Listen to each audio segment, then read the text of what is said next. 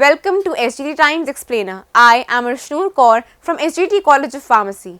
Today we'll discuss many doubts that have been raised concerning the purported spy balloon of China flying over the United States. What on earth is that thing? A gigantic white orb moving across US skies has sparked a diplomatic frenzy and is trending on the social media.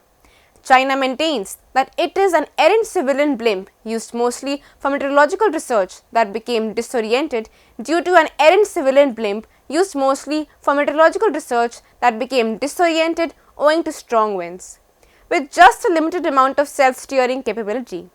On the other hand, the US is certain that it is a Chinese espionage balloon. Its presence forced Secretary of State Antony Blinken to abandon a weekend trip to China intended at reducing already high tensions between the two nations. According to the Pentagon, the balloon carrying sensors and monitoring equipment is movable and can change the trajectory. It has been observed hovering above critical parts of Montana where nuclear weapons are stored, forcing the military to take efforts to prevent it from gathering intelligence. According to a Pentagon spokesperson, it might float airborne above the United States for a few days, increasing uncertainty over where it will go or whether the United States will attempt to safely bring it down. A look into what is known and what isn't about the balloon. It's a bird, a plane, and a balloon. According to the Pentagon and other US authorities, the object is a Chinese surveillance balloon of 3 school buses flying east over America at a height of around 60,000 feet, that is 18,600 meters. The United States claims it was used for surveillance and information gathering, but authorities have supplied few details. Officials in the United States believe the Biden administration was aware of it before it entered the American airspace in Alaska earlier this week. Several officials discussed the difficult subject on the condition of anonymity. According to the White House, President Joe Biden was initially briefed about the balloon on Tuesday. The State Department also stated that Blinken and Deputy Secretary Wendy Sherman discussed the situation with China's senior Washington-based official on Wednesday evening. Brigadier General Pat Ryder, Pentagon Press Secretary, stated Thursday evening in the first public US statement that the balloon posed no military or physical threat, indicating that it was not carrying weapons. He also stated that after the balloon was spotted, the United States government intervened promptly to prevent the capture of critical information. The balloon, even if unarmed, constitutes a threat to the United States, according to former Army General John Ferrari, a visiting scholar at the American Enterprise Institute. He claims that the flight itself will be used to test America's capacity to detect oncoming threats and to identify flaws in the country's air defense warning system. It may also enable the Chinese to monitor electromagnetic emissions that higher altitude satellites cannot detect, such as the low power radio frequencies, which might aid in understanding how various US weapons systems interact. He also stated the Chinese may have sent the balloon to show us that they can do it, and may next time it may include a weapon. So now we have to invest money and time on it to create defenses, allow it to fly, or destroy it. According to senior administration sources, President Joe Biden intended to shoot down the balloon at first. Some members of Congress have expressed similar sentiments. However, the top Pentagon officials strongly cautioned Biden against making that decision due to the risks to the safety of civilians on the ground, and the Biden agreed. According to one official, the sensor bundle carried by the balloon might weigh up to 1,000 pounds, and because the balloon is anonymous and high in the air, the possible debris field might spread for miles, with no control over where it finally lands. For the time being, authorities have stated that the US will monitor it using several numbers of means, including airplanes. The Pentagon has also stated that the balloon poses no military danger and does not provide China with any monitoring capabilities that it does not already have through spy satellites. However, the United States is leaving all options open and will continue to watch the flight. Representative Jim Himes, the top Democrat on the House Intelligence Committee, stated that the capturing the balloon and studying it may be beneficial. I would rather own a Chinese spy balloon than the clear up 100 square mile debris field, Him added. What happened to get it there?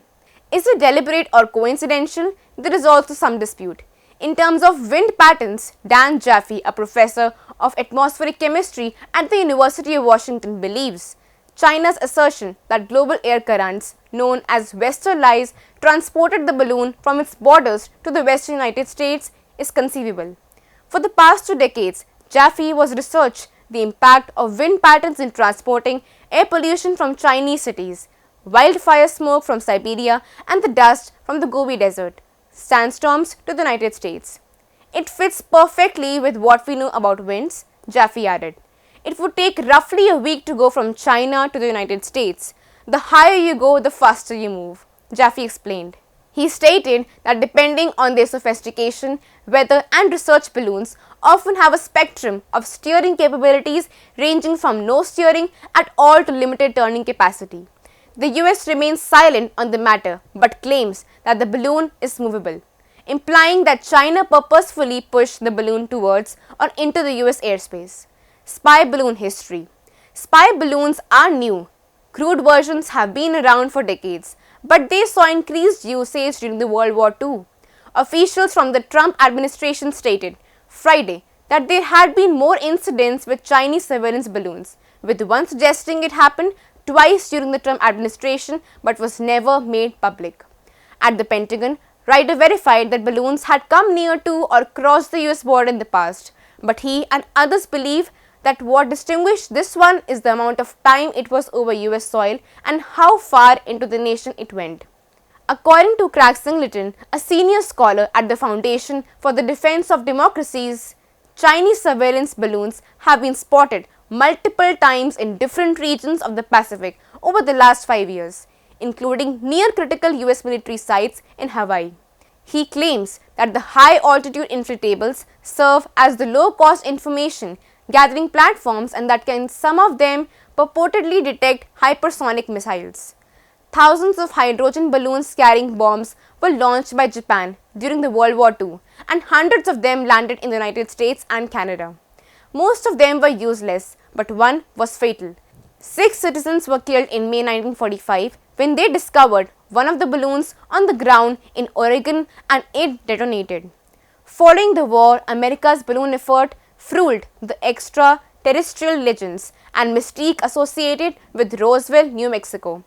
According to military research records and studies, the United States began employing massive trains of balloons and sensors strung together and spanning more than 600 feet during the post-World War II era, as a part of an early effort to detect Soviet missile launches.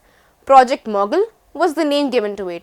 In 1947, one of the balloon trains landed at the Roswell Army Airfield, and the Air Force officials who were unaware of the program discovered debris. The odd experimental equipment made identification impossible, leaving the airmen with the unresolved questions that, with the help of UFO enthusiasts, took on a life of their own over time. According to military assessments, the clear answer was just over the Sacramento Mountains at the Project Mogul launch site in Alamogordo. An unmanned army surveillance blimp escaped from its mooring at Aberdeen Proving Ground in Maryland in 2015. It drifted for hours above Pennsylvania with 2 fighter aircraft on its tail, causing power outages as it pulled the tether over power lines. The 240-foot blimp came down in the bits in the Muncie, Pennsylvania countryside while locals gawked. It still had helium in its nostrils when it landed, and state police deflated it with the shotguns, approximately 100 bullets. That's all for today in SGT Times Explainer. Thanks for watching.